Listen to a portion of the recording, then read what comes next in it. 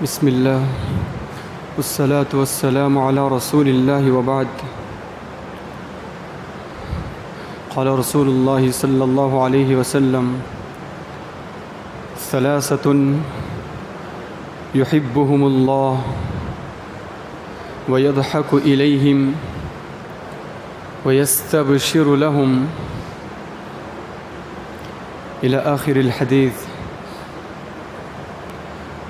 محترم حضرات،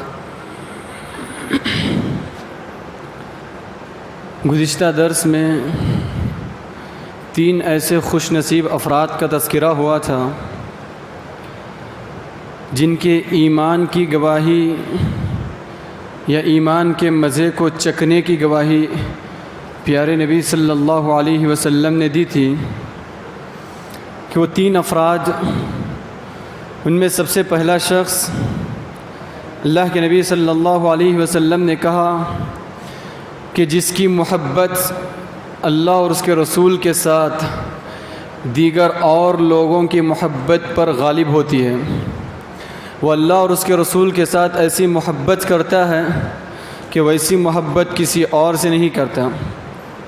دوسرا شخص دنیاوی اعتبار سے کسی شخص کو محض اس وجہ سے چاہتا ہے یا محض اللہ رب العالمین کی خاطر کسی سے محبت رکھتا ہے، ایمان کی بنیاد پر کسی سے تعلق رکھتا ہے۔ تیسرا شخص اللہ کے نبی صلی اللہ علیہ وسلم نے کہا کہ اپنے آپ کو ایمان لانے کے بعد کفر میں لوٹا دیے جانا یا ایمان سے مرتد ہو جانا ویسے ہی ناپسند کرے اس بات کو جیسے اپنے آپ کو آگ میں ڈالے جانے کو ناپسند کرتا ہو۔ یہ وہ 3 لوگ ہیں جن کے لیے اللہ کے نبی صلی اللہ علیہ وسلم نے کہا کہ لوگ ایمان کی مٹھاس کو چکھ لیے، ایمان کے مزے کو چکھ لیے۔ اب جو حدیث میں نے آپ کے روبرو پڑھی، پیارے نبی صلی اللہ علیہ وسلم نے اس حدیث میں ایسے 3 خوش نصیب افراد کا تذکرہ کیا۔ حدیث سن کے دیکھیں کتنے خوش نصیب یہ لوگ ہیں، کتنے سعادت مند یہ لوگ ہیں کہ پیارے نبی صلی اللہ علیہ وسلم نے اتنی عظیم خوشخبری سنائی کہ وہ 3 لوگ کہ جنہیں اللہ رب العالمین محبت کرتا ہے، یہ وہ 3 افراد جن سے اللہ تبارک و تعالی محبت کرتا ہے۔ وَيَضْحَكُ إِلَيْهِمْ، اور اللہ انہیں دیکھتا ہے تو مسکراتا ہے۔ اللہ تبارک و تعالیٰ ایسے 3 لوگوں کو دیکھ کر مسکراتا ہے، ہنستا ہے۔ وَيَسْتَبْشِرُ لَهُمْ، اور اللہ تبارک و تعالیٰ ان کے لیے خوشخبری تیار کر رکھا ہے۔ پیارے نبی صلی اللہ علیہ وسلم نے اتنی 3 عظیم خوشخبریاں سنائی کہ ایک تو اللہ تعالیٰ یہ 3 لوگوں سے محبت کرتا ہے، دوسری چیز اللہ تبارک و تعالیٰ ان 3 لوگوں کو دیکھتا ہے تو مسکراتا ہے، اور ان کے لیے اللہ تبارک و تعالیٰ نے خوشخبری تیار کر رکھی ہے۔ کون ہیں؟ اللہ کے نبی صلی اللہ علیہ وسلم نے کہا پہلا وہ شخص جس کو یہ 3 خوشخبریاں نصیب ہونے والی ہیں یا جنہیں دیکھتے ہی اللہ تبارک و تعالیٰ مسکراتا ہے۔ اللہ کے نبی صلی اللہ علیہ وسلم نے کہا کہ مسلمانوں کا لشکر ہے، مسلمانوں کی فوج ہے، جنگ جاری ہے۔ ایسی صورت میں سامنے کی جماعت کو دیکھ کر، دشمنوں کی تعداد کو دیکھ کر، جہاں ہر کسی کے پیر میدان سے اکھڑ جاتے ہوں، جہاں ہر کسی کے پیر جمنے کو نہ ہو، ہر کوئی ایسی صورتحال میں پیٹ پھیر کر بھاگ رہا ہو، اپنے الٹے پیر واپس لوٹ رہا ہو، ایسی صورت میں جو آدمی ڈٹ کر مقابلہ کرتا ہے،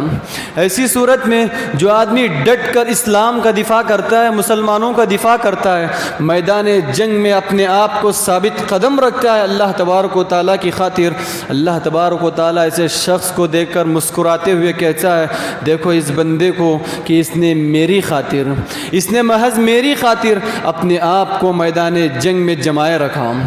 اللہ تعالیٰ مسکراتے ہوئے کہتا ہے دیکھو جہاں اور لوگ ایمان کا دعویٰ کرنے کے ساتھ ساتھ پیٹ پھیر کر بھاگ رہے ہیں، دشمنوں کی تعداد ان سے برداشت نہیں ہو رہی ہے، دشمنوں کا حملہ ان سے برداشت نہیں ہو ہو رہا ہے، جہاں ہر کوئی الٹے پیر لوٹ رہا ہے، وہاں یہ واحد شخص ہے، واحد آدمی ہے جو اپنے آپ کو محض میری رضا کی خاطر، میری محبت کی خاطر جمائے رکھا ہے۔ تو یہ وہ شخص ہے، یہ وہ خوش نصیب آدمی ہے۔ اللہ کے نبی صلی اللہ علیہ وسلم نے کہا کہ اللہ اس سے محبت کرتا ہے اور اسے دیکھتے اللہ تعالیٰ مسکراتا ہے۔ دوسرا شخص، اللہ کے نبی صلی اللہ علیہ وسلم نے کہا ایسا آدمی جس کی بیوی بڑی خوبصورت ہو،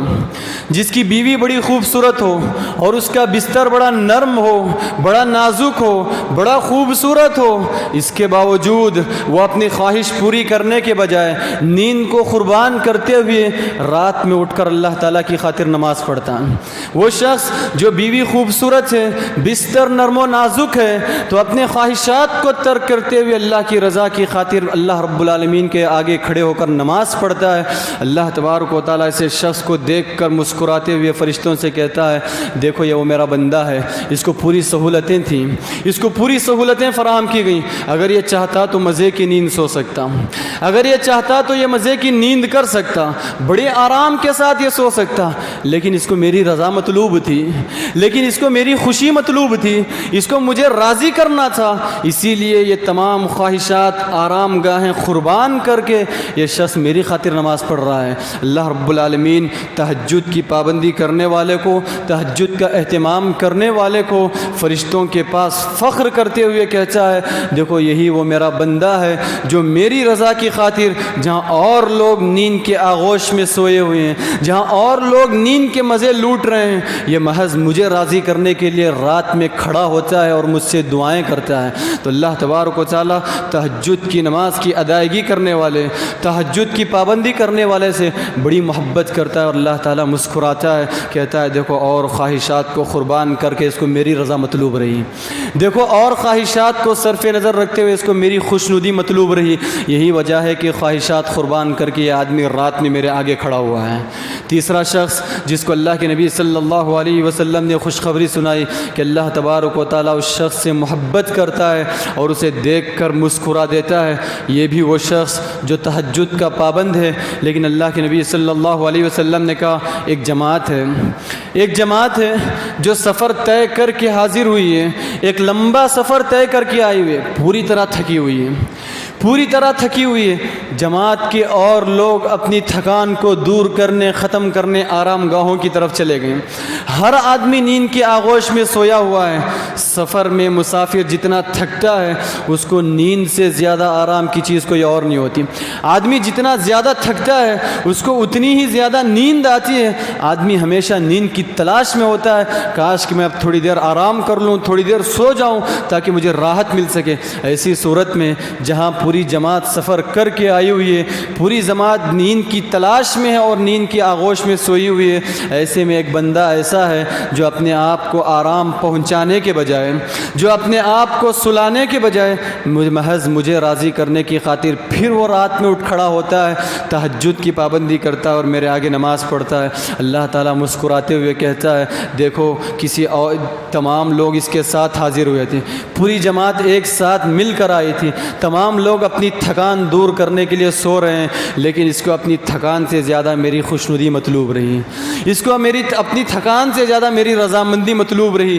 یہی وجہ ہے کہ اتنا تھکنے کے باوجود بھی یہ تہجد کی پابندی پر کر رہا ہے، رات میں قرآن مجید کی تلاوت کرتا ہے، پڑھتا ہے، میرا ذکر کثرت سے کرتا ہے۔ اللہ تبارک و تعالیٰ کہتا ہے کہ جہاں بندہ رات میں اٹھ کر قیام کیا، قرآن مجید کی تلاوت کیا، نماز میں قرآن مجید پڑھتا رہا، قرآن مجید ایسے بندے کے حق میں سفارش کرتے ہوئے کہے گا اے اللہ میں نے اس کو رات کو سونے سے روکے رکھا، میں نے اس کو نیند سے روکے رکھا، چاہتا تو یہ اور لوگوں کی طرح سو سکتا تھا، یہ تیری خوشنودی کی خاطر رات کو نیند سے جاگ کر میری تلاوت کیا کرتا تھا، تیرے آگے سجدے کیا کرتا تھا، اے اللہ میری سفارش قبول فرما، اس کے گناہوں کو معاف کر دے۔ یاد رہے جس کی سفارش کل روز قیامت حشر کی عدالت میں قرآن مجید کر دے، اللہ تعالیٰ ضرور بضرور قرآن رمضان کی سفارش قبول کر کے رہے گا۔ یہ وہ 3 خوش نصیب افراد ہیں جن کو پیارے نبی نے اتنی عظیم خوشخبری سنائی کہ اللہ تعالیٰ ان 3 افراد سے محبت کرتا ہے،